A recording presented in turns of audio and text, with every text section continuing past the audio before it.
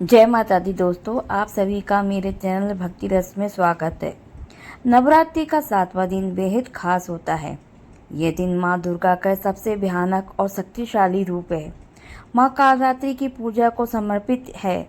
माँ कालरात्रि का स्वरूप बहुत भयानक अवश्य जरूर है, परंतु अपने भक्तों का भय हरने वाली है। आज के इस वीडियो में हम जानेंगे कि माँ कालरात्रि का स्वरूप कैसा है, उनका क्या महत्व है, उनकी पूजा विधि क्या है, उनको किस प्रकार का भोग लगाएं, उन्हें क्या फूल अर्पित करें और क्या कपड़े पहनें। नवरात्रि के 7वें दिन महाकालरात्रि की पूजा की जाती है। महाकालरात्रि की पूजा करने से आने वाली बाधाएं दूर होती है। माँ कालरात्रि की पूजा से शनिदेव भी शांत होते हैं। उनकी पूजा करने से जीवन में आने वाले संकटों से रक्षा होती है। माँ कालरात्रि शत्रुओं और दुश्मनों का संहार करती है। माँ कालरात्रि की पूजा करने से तनाव, अज्ञात भय और बुराइयों से मुक्ति मिलती है। माँ कालरात्रि का रंग कृष्ण वर्ण है। कृष्ण वर्ण होने के कारण उन्हें कालरात्रि कहा जाता है। उनके केस बिखरे हुए हैं, उनके गले में नरमुंड की माला है। माँ कालरात्रि के 3 नेत्र हैं, ब्रह्मांड की तरह विशाल और गोल हैं, जिनमें से बिजली की भांति किरण निकलती है और माँ गंधर्व यानी गधा की सवार करती है। माँ कालरात्रि के 4 हाथ हैं। उनके दाहिने हाथ में वह आशीर्वाद दे रही है और निचले दाहिने हाथ माँ निर्जरता का प्रदान करती है। उनके बाएं हाथ में कटार है, निचले बाएं हाथ में लोहे का कांटा है। दोस्तों, अगर महाकालरात्रि की पूजा करने से हम अपने क्रोध पे विजय प्राप्त कर सकते हैं। माँ कालरात्रि साधक को ज्ञान देती है। अपने क्रोध को उपयोग अपनी सफलता के लिए कैसे करते हैं। महाकालरात्रि का स्वरूप देखने में अत्यंत भयानक जरूर है, लेकिन ये सदैव अपने भक्तों को शुभ फल देती है। इसी कारण इनका नाम शुभकारी भी कहा जाता है।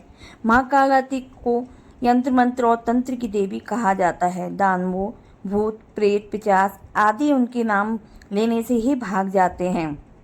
माँ कालरात्रि तांत्रिक विशेष सिद्धि की प्राप्ति के लिए काल यानी रात के समय में की जाती है। शारदीय नवरात्रि 2025 के दिन 7वें दिन शुभ मुहूर्त क्या है और माँ कालरात्रि की किस समय पूजा की जाए, इस बारे में हम जानेंगे। तो देखिए, राहु काल का समय क्या है ये भी हम इस वीडियो में जानेंगे। दोस्तों, 2025 शारदीय नवरात्रि का 7वां दिन 29 सितंबर दिन सोमवार को रहेगा। 7वीं तिथि की शुरुआत 28 सितंबर को दोपहर 2:27 पे हो जाएगी। 7वीं तिथि की समाप्ति 29 सितंबर को शाम 4:31 पे होगी। पूजा की शुभ मुहूर्त को देखेंगे तो सुबह की पूजा का पहला शुभ मुहूर्त है 6:13 से लेकर सुबह 7:43 पे।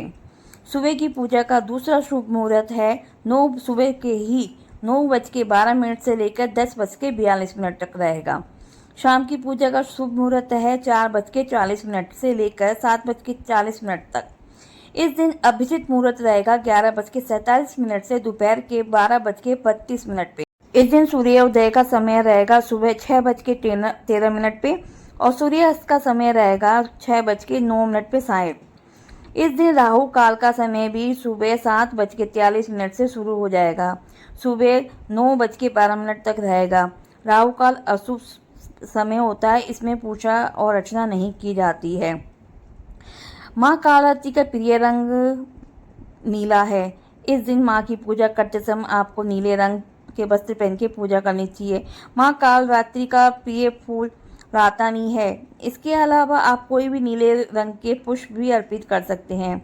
बात करते हैं माँ के भोग की, तो माँ का भोग प्रिय है गुड़। इस दिन माँ को गुड़ का भोग या गुड़ से बनी हुई मिठाई का भोग लगा सकते हैं। कालरात्रि के दिन आपको सर्वप्रथम कलश और सभी देवी देवताओं का पूजन करना है। दोस्तों, 7वीं की पूजा अन्य दिनों की तरह ही होती है, परंतु रात्रि में विशेष विधान के साथ देवी की पूजा की जाती है।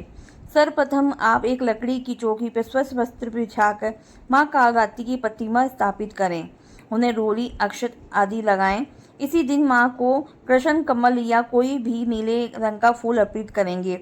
इसके बाद पान, सुपारी, लौंग, इलायची आदि चढ़ाएंगे। इसके बाद धूप दीप जला के माँ की कालरात्रि की कथा कहेंगे। इसके पश्चात ओम एम हीम क्लीम कालरात्रि नमः का जाप करेंगे। कम से कम 108 बार इसका जाप अवश्य करेंगे। इसके अलावा देवी की कालरात्रि की आराधना करेंगे। इसके बाद माँ से अपनी मनोकामना अवश्य बोलेंगे। जो आपके मन में इच्छा हो उसका जरूर माँ से कहें। इसके बाद पूजा करने के बाद में सप्तमी के दिन तंत्र साधन करने का साध्य मध्य रात्रि देवी की तांत्रिक विधा पूजन की जाता है। माँ की इस तरह से पूजा करने से मृत्यु का भी भय नहीं सताता। देवी का यह रूप रिद्धि सिद्धि प्रदान करने वाला होता है। माँ कालरात्रि की पौराणिक कथा के अनुसार बहुत भयानक एक राक्षस था जिसका नाम था रक्तबीज। इस दानव से लोग के साथ देवी देवता भी बहुत परेशान थे। रक्तबीज दानव की विशेषता यह थी कि जब उसके खून की एक एक बूंद धरती पे गिरती तो जितने खून की बूंद गिरती उतने ही उसके समान कई राक्षस पैदा हो जाते। जितने मरते उतने ही उसके खून से राक्षस बन जाते, उसी के समान बलशाली। इससे सारी देवता वगैरह सब दुखी थे। रक्तबीज की शिकायत लेके सभी देवतागण शिव जी के पास पहुंचे। भगवान शिव जानते थे कि इस दानव का अंत माँ पार्वती ही कर सकती है। भगवान शिव ने माँ पार्वती से अनुरोध किया।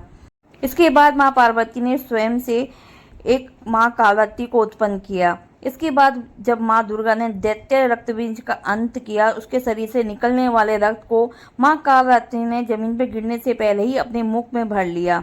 इस तरह से देवी ने सबका गला काटते हुए दानव रक्तबीज का अंत किया। रक्तबीज का अंत करने से जो उसका रक्त निकला उसको अपने मुंह में भरती रही, जिससे उसके जमीन पे उसका एक बूंद भी नहीं पड़ा और उसके समान कोई भी राक्षस नहीं पुनः उत्पन्न हो पाया। इस प्रकार रक्तबीज का संहार हुआ। रक्तबीज का वध करने वाली माँ पार्वती का यह रूप कालरात्रि कराया। इसलिए अब जानते हैं कि नवरात्रि के 7वें दिन किए जाने वाले इच्छा पूर्ति उपाय। इस दिन माँ कालरात्रि की पूजा करने से शत्रु और विरोधी को शांत करने के लिए नवरात्रि के 7वें दिन माँ कालरात्रि की पूजा की जाती है। अगर आपको इस वीडियो में जानकारी अच्छी लगी तो उसे लाइक और शेयर करें और कमेंट में जय माता दी अवश्य लिखें। और मेरे चैनल में नए हैं तो उसे सब्सक्राइब करें, बेल आइकन को क्लिक ना करना भूलें। धन्यवाद। जय माता दी, जय माँ कालरात्रि। सबकी मनोकामना पूर्ण करो। जय माता दी।